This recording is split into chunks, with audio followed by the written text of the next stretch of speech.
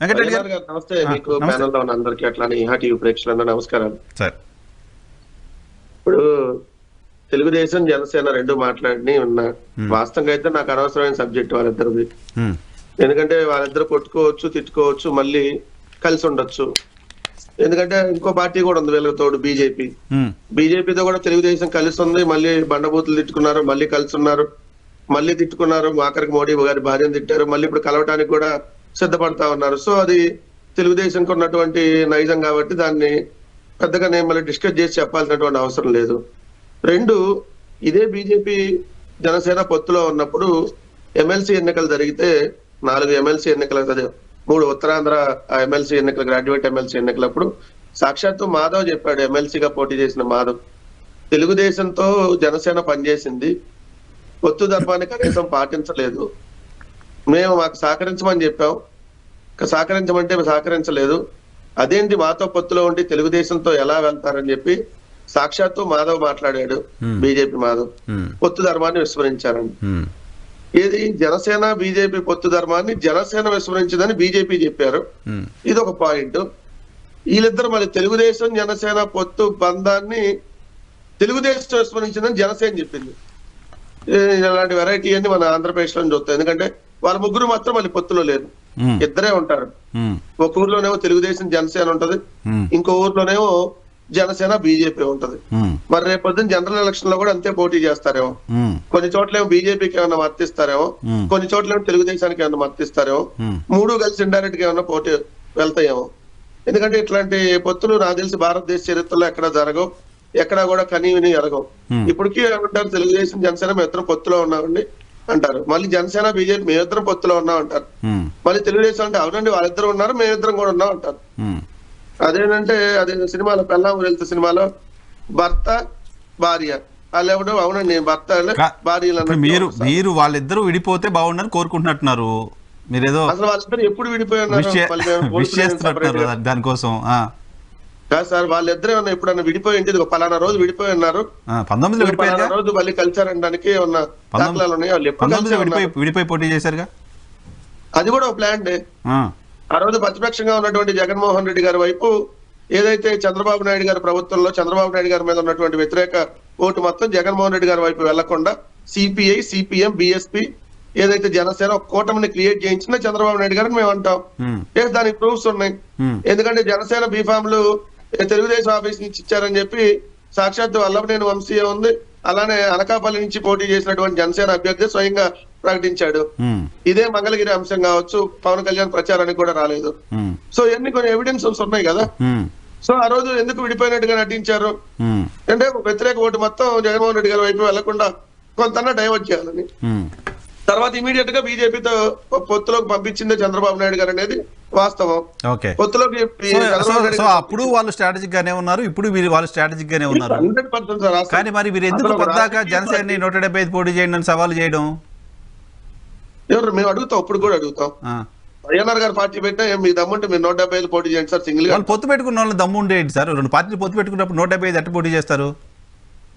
వాళ్ళు దేనికి పెట్టుకున్నారో చెప్పాలి. దేనికి పెట్టుకున్నారు? వాళ్ళు జనాలకు చెప్పుకుంటారు, వాళ్ళ పార్టీ కార్యకర్తలు చెప్పుకుంటారు. వైసీపీకి ఎందుకు చెప్తారు? మమ్మల్ని ఎందుకు పిలిచారు ఇంకా ప్యానల్ లో వాళ్ళు? మేము అడుగుతాం కదా, వాళ్ళు మమ్మల్ని ప్యానల్ లో పిలిచినప్పుడు మేము ఎందుకు అడగం? మమ్మల్ని వాళ్ళ రాజకీయ పార్టీగా మేము సీట్లు మార్పులు చేస్తాం. మీరు ఇక్కడ చల్లని నాణాన్ని అక్కడికి ఎందుకు మారుస్తున్నారు, ఈ సీట్ అక్కడికి ఎందుకు మారుస్తున్నారు? వాళ్ళు ఎవరు క్వశ్చన్ చేయడానికి సార్? Who are you? మా పార్టీలో మేము ఈ అభ్యర్థికి సీటుకి ఎమ్మెల్యే ఇవ్వాలా, ఎంపీ ఇవ్వాలా, లేదా తీసి ఎమ్మెల్సీ ఇవ్వాలా, లేదంటే తీసి పార్టీలో పదవి ఇవ్వాలా? మేము డిసైడ్ చేయాల్సింది, వాళ్ళు ఎవరు క్వశ్చన్ చేయడానికి. మా పార్టీలో మేము ఎవరికి సీట్లు ఇవ్వాలా, వాళ్ళు క్వశ్చన్ చేసేది ఏంది? అడుగుతాం కదా, మీరేంది, మీ పార్టీ ఏంది, మీ కథ ఏంది, మీరు ఎప్పుడు పెట్టారు, మీ నైతికత ఏందని డెఫినెట్లీ క్వశ్చన్ చేస్తాను. దాన్ని క్వశ్చన్ చేయకూడదు అంటారు కదా. ఓ పని చేయండి, మీరు మాత్రం ఈ అడగాలి, ఈ అడగకూడదు అని అంటే రేపు పొద్దు నుంచి అది రాసుకొని మళ్ళీ 2-3 సార్లు చూసుకుని ఒక ఈ అడగకూడదు అంటున్నారు, సో ఈ అడగొద్దని చెప్పి. సో మీరు ఇప్పుడు షర్మిల గారిని కూడా వాళ్ళతో కలిపేస్తున్నారు. షర్మిల గారు కూడా టీడీపీ ప్లాంటెడ్ అని చెప్తున్నారు. సో షర్మిల గారు వీళ్ళతో లేరు, షర్మిల గారు వేరే ఉన్నారు. షర్మిల గారిని వేరే ఉంచడం వెనక కూడా జగన్మోహన్ రెడ్డి గారు ఉన్నారా? వ్యతిరేక ఓట్లను చేల్చడం కోసం జగన్మోహన్ రెడ్డి గారు ప్లాంట్ చేస్తారా అంటే? సార్ ఇప్పుడు పొద్దున్నే ఒక పత్రికలో వార్త వస్తుంది, మీకు బాగా తెలుసు ఆ పత్రిక గురించి. పొద్దున్నాడు 15 లక్షల కోట్లు అని రాస్తాడు అప్పు, మళ్ళీ 4 రోజులు బాగానే 19 లక్షల కోట్లు అంటారు. అదే షర్మిల చదివితేనో లేదంటే చంద్రబాబు నాయుడు చదివితేనో అదే మళ్ళీ జనసేన చదువుతాను ముగ్గురు ఒకటే తాను మొక్కలు అంటావా లేదంటే విడివిడి మొక్కలు అంటావా?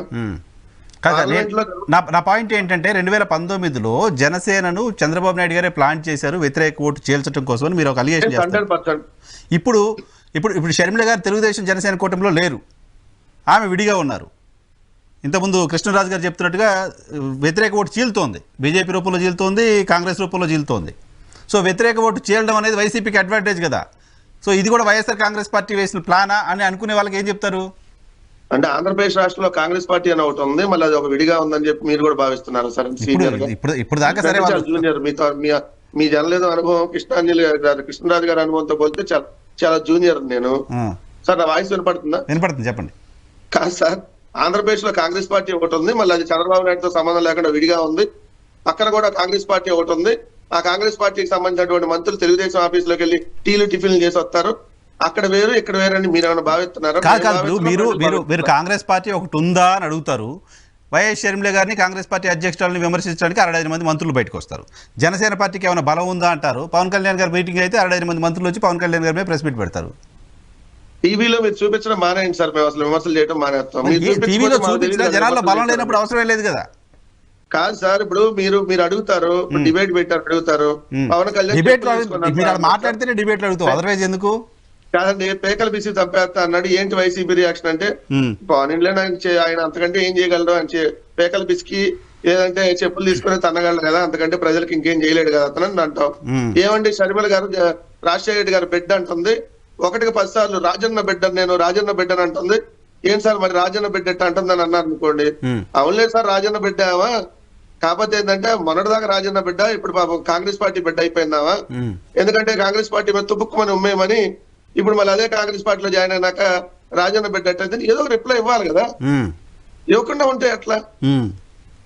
మీరు అడుగుతారు కదా, ఇవ్వకపోతే నో కామెంట్, మేము అసలు చెప్పమంటే ఇదిగోండి షర్మిల కామెంట్స్ కి వైసీపీ నేతలు ఒక్కరు కూడా సమాధానం చెప్పరంటున్నారు. పవన్ కళ్యాణ్ చెప్పులు చూపిస్తే ఒక్క వైసీపీ నేత కూడా దానికి రియాక్షన్ వెంకటరెడ్డి దాని అంత లైట్ చేయకండి. చంద్రబాబు నాయుడు గారు రాకదట సభ పెడుతున్నారు. ఆయన సభ పెట్టిన తర్వాత ఒకళ్ళు ఇద్దరు ఎక్కడో ఆ జిల్లాకు సంబంధించిన వాళ్ళు మాట్లాడుతున్నారు. కానీ పవన్ కళ్యాణ్ గారు షర్మిల గారి పైన మొత్తం మంత్రులు 65 మంది మంత్రులు ప్రెస్ కాన్ఫరెన్స్ పెట్టి మాట్లాడుతున్నారు. అట్లనే లేదు సార్. ఇప్పుడు ఒక్క మాట ఎట్లా ఉంటుంది, అంత బలం లేని పార్టీల గురించి అంత రియాక్షన్ ఎందుకు అనేది నా పాయింట్.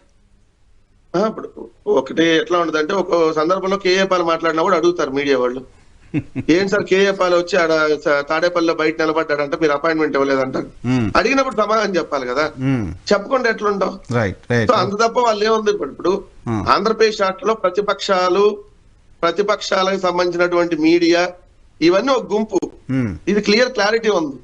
వాళ్ళకి 0.1% ఉంటుందా, 0.001% ఉంటుందా, ఏదన్నా అంతా ఒక గుంపే, అందరికీ ఒకటే సమాధానం. తెలుగుదేశానికి చెప్పినా, బీజేపీకి చెప్పినా, జనసేనకి చెప్పినా, ఇప్పుడు కొత్తగా ఏర్పడినటువంటి కాంగ్రెస్ కి చెప్పినా, అంటే మొన్న దాకా లేదనుకోండి, ఇప్పుడు ఏదో టీవీ వాళ్ళు చూపిస్తున్నారు కాబట్టి. అంతకుముందు అయితే కాంగ్రెస్ పార్టీ ఆయన పేరు ఎవరు రఘువీరారెడ్డి ఉన్నప్పుడు ఏం విమర్శలు చేసినా టీవీ వాళ్ళు చూపించేవాళ్ళు కాదు. ఆయన ఎవరు శైలజనాథ్ ఉన్నప్పుడు ఏం విమర్శలు చేసినా చూపించేవాళ్ళు కాదు. ఈ 9 సంవత్సరాలు మనలాగా బాక్స్ లో ఒకటి కూడా వాళ్ళకి ఉండేది కాదు. అంటే వాళ్ళకి అసలు ప్యానల్ అవకాశం లేదు. ఇప్పుడు కొత్తగా అవకాశం కల్పిద్దాం, మరి సమాధానం చెప్పాలి కదా. మీరు అసలు చూపించకపోతే మేము సమాధానం చెప్పేది ఉండదుగా. మరి మీరందరూ దానికి చెప్పినప్పుడు ఖచ్చితంగా చెప్పాలి కాబట్టి. కాంగ్రెస్ పార్టీ జాతీయ పార్టీ, పవన్ కళ్యాణ్ గారు రీజనల్ పార్టీ రన్ చేసుకున్నారు, న్యాచురల్ గా చూపిస్తారు. Right sir. రాజు గారు, మీరు మొదట్లో చేసిన విశ్లేషణ పైన రజనీ గారికి, జగదీష్ గారికి అభ్యంతరాలు ఉన్నాయి, ప్లీజ్ క్లారిఫై చేయగలరా?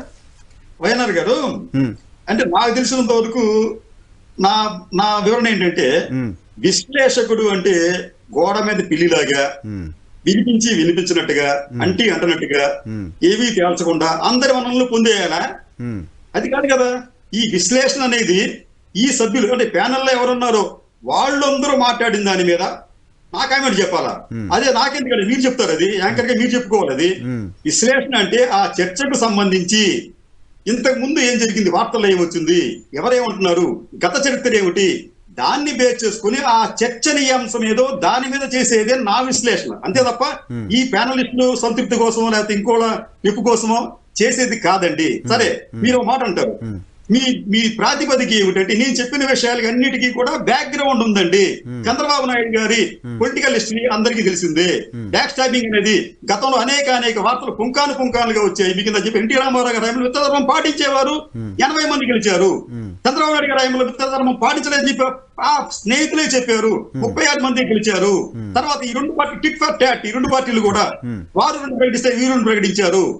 ఇంతకన్నా మనకి ఏముందంటే పైకి చూస్తుంటేనే మీకు గ్యాప్ ఉన్నట్టుగా ఉంది, అంతర్గతంగా ఏముందో ఎవరికి అర్థం కాదు. అంటే ఇక్కడ ఏమవుతుందంటే ఈ విశ్లేషణకు సంబంధించి మీకు నా చెప్పినట్టు అదైతే విశ్లేషణ అయితే నేను అనుకోనండి. ఇది అంటీ అన్నట్టుగా ముట్టిముట్ట చేసేది. నా అభిప్రాయం గతాన్ని బేస్ చేసుకుని చెబుతున్నదే. ప్రతి దానికి కూడా కోర్స్ ఉంటాయి, డేటా ఉంటుంది.